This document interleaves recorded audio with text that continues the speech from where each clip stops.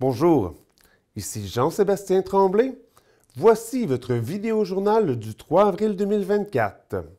En manchette cette semaine, une agricultrice dénonce les enjeux de la relève agricole. L'équipe de robotique des pionniers de l'école secondaire Bon-Pasteur en route vers les championnats mondiaux.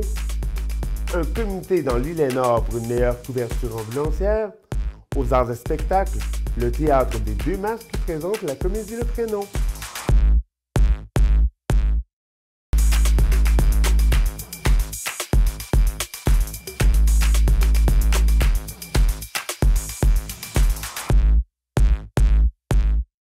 À 32 ans, l'agricultrice Catherine Jalbert travaille d'arrache-pied afin de réaliser son plus grand rêve professionnel, c'est-à-dire de devenir la 4e génération de sa descendance à exploiter la ferme familiale du Rang-Double située à Saint-Pamphile.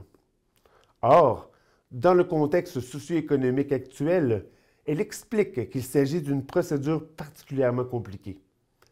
Elle soutient que le problème avec les fermes, c'est qu'elles valent très cher, mais que les agriculteurs, eux, gagnent de petits salaires.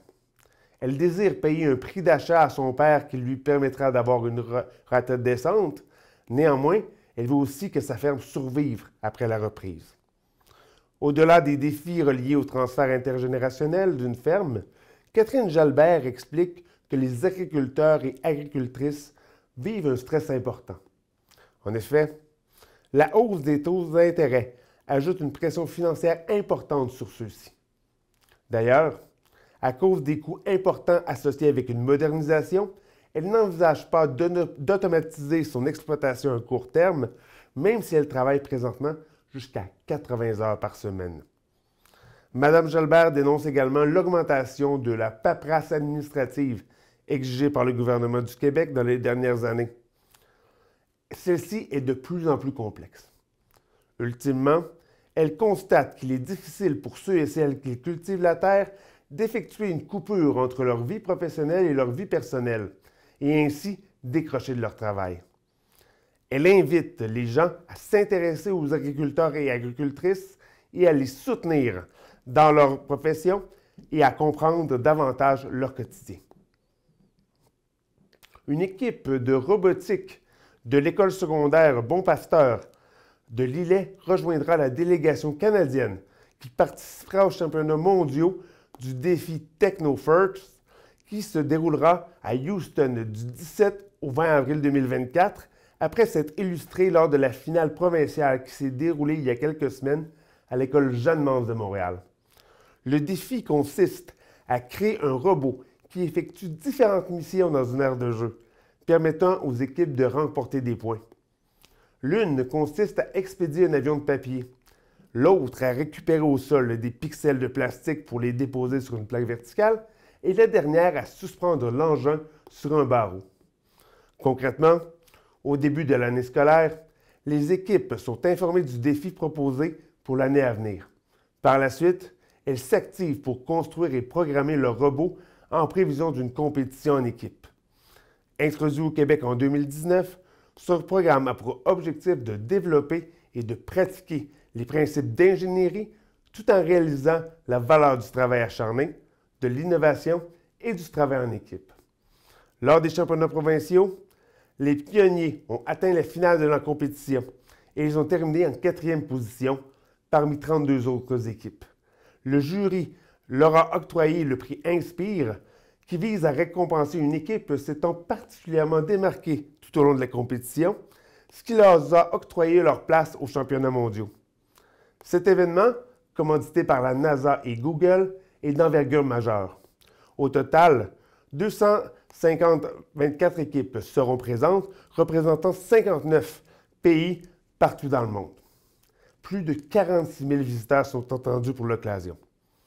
L'équipe prévoit qu'un budget de 20 000 $ sera nécessaire afin de leur permettre de participer à l'événement. Présentement, elle effectue une levée de fonds afin de couvrir ses frais et l'enseignant responsable invite tous les partenaires intéressés à les soutenir en contactant l'école secondaire Bon-Pasteur ou lui-même directement.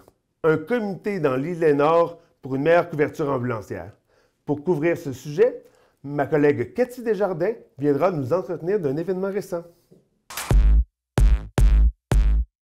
Cathy Desjardins, bonjour. Oui, bonjour Jean-Sébastien, ça va bien? Oui, tout à fait. Je crois que cette semaine, tu as assisté au lancement d'une nouvelle initiative pour améliorer la couverture ambulancière dans l'île Nord. Est-ce que tu pourrais nous en dire un peu plus sur le sujet? Oui, bien dans le fond, ça, c'est un sujet qui revient dans l'actualité, mais dont on entend déjà parler depuis environ 6 ans, parce que c'est un combat vraiment que les ambulanciers dans l'île Nord mènent depuis plusieurs années. Puis là, maintenant, il y a un nouveau comité qui a été formé. Ça s'appelle le Comité d'action citoyenne l'île Nord. Dans le fond, c'est composé de Stéphane Lévesque, qui est un ambulancier connu de la région. Puis on retrouve aussi des acteurs économiques, des acteurs politiques de la région là, qui vont se battre à ses côtés pour ce dossier-là. J'explique un peu plus pour les gens qui ne sont pas au courant de qu'est-ce qui se passe avec la couverture ambulancière dans l'île Nord. Dans le fond, à l'île Nord, de ça, on parle de la région de Saint-Jean-Port-Joli, Lillet, ces environs-là, on a 2 ambulances. La première ambulance qui est disponible 24 heures, cette ambulance-là, elle est sous horaire de faction. Ça veut dire que les ambulanciers travaillent pendant 24 heures, pendant 7 jours, mais par contre, ils ne sont jamais vraiment avec leur véhicule. Okay. Ils sont chez eux, puis ils attendent qu'ils reçoivent un appel, dans le fond. Ça, c'est pas idéal, parce que ce qui se passe, c'est que lorsque l'ambulancier reçoit l'appel, il doit se préparer, il doit s'en aller chercher le véhicule, puis ensuite, il est capable de se rendre au chevet des patients. Ça, les ambulanciers dénoncent ça parce qu'on perd quand même des minutes qui peuvent être cruciales pour les patients lorsqu'on perd vraiment ce temps-là pour aller chercher l'ambulance. Donc, ce que les ambulanciers souhaitent depuis plusieurs années dans Saint-Jean-Port-Joli, c'est d'avoir une ambulance qui fonctionne à l'heure et non avec une horaire de faction. On a déjà une autre ambulance qui fonctionne à l'heure en ce moment à Saint-Jean-Port-Joli. Le problème, c'est qu'elle est disponible seulement pendant 8 heures par jour la semaine, puis 10 heures par jour la fin de semaine. Donc, c'est ça. Ce que le comité désire obtenir, c'est vraiment une ambulance qui est disponible 24 heures par jour pour les citoyens de la région. C'est bien sûr un sujet, quelque chose qu'on discute déjà depuis 6 ans. Il y a eu des représentations qui ont été faites auprès de Marie-Ève Proulx, maintenant auprès de Mathieu Rivet depuis son élection. Puis là, maintenant, le comité revient vers Mathieu Rivet et souhaite vraiment tenir une rencontre. Ils veulent des réponses avant la prochaine élection. C'est vraiment ce qu'ils ont mis clair, là. Ils souhaitent vraiment que le député de Côte-du-Sud collabore avec eux pour ce projet-là, cette fois-ci. Également, cette semaine, je crois que tu es allée au théâtre, Cathy. Oui, cette semaine, je suis allée à la rencontre de la troupe de théâtre amateur de Montmagny, le Théâtre des Deux Masques, qui prépare une nouvelle pièce de théâtre cette année intitulée Le Prénom. Dans le fond, ça, c'est une comédie française qui est un petit peu moins connue du public québécois que celle qui avait été présentée l'an dernier par le Théâtre des Deux Masques, le Dîner de cons, qui avait connu beaucoup de succès d'ailleurs. On se rappelle qu'il y avait eu plusieurs salles cons, il y avait eu des supplémentaires. Maintenant, on a plusieurs nominations au Gala des Arlequins, là, qui est le gala de la Fédération du théâtre amateur du Québec. Donc, vraiment une pièce qui avait connu beaucoup de succès. Mais là, le Théâtre des Deux Masques revient sur scène avec la pièce Le Prénom, qui serait une pièce qui serait tout de même très hilarante, mais qui contient beaucoup de moments touchants aussi. Là. Donc, ça serait à découvrir le Théâtre des Deux Masques, là, qui prépare vraiment une production d'une bonne qualité, supposément. Donc, on a eu la chance justement de les rencontrer cette semaine en répétition, puis on vous invite à visionner notre reportage qui est disponible sur le site web du Journal La Voix Blanche. Et on va en voir un extrait.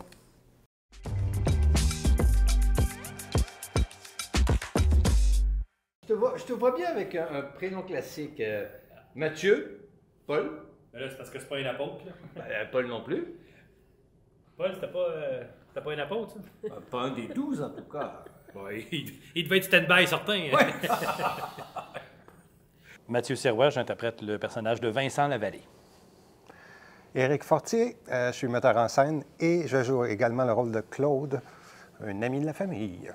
C'est en fait des amis qui se rencontrent. C'est une histoire de famille avec des amis. Ça se passe autour d'une soirée. C'est des gens qui ont l'habitude de se voir régulièrement. Et c'est des gens qui connaissent beaucoup de choses sur un et sur l'autre, mais ils vont découvrir ce soir-là beaucoup de choses qu'ils ne savaient pas. Donc, c'est une soirée qui se passe pas tout à fait comme qu'ils croyaient que c'était pour se dérouler. Ils ne sont pas au bout de leur peine. Vraiment pas. Puis, dans la pièce, ben, mon personnage et son épouse vont avoir un enfant. Puis, le titre de la pièce, c'est que mon personnage fait une blague sur... en fait, annonce le prénom de son enfant, puis ça passe pas du tout. Puis, c'est le genre de souper où on règle bien des vieux dossiers. C'est ce qui complète votre vidéo-journal.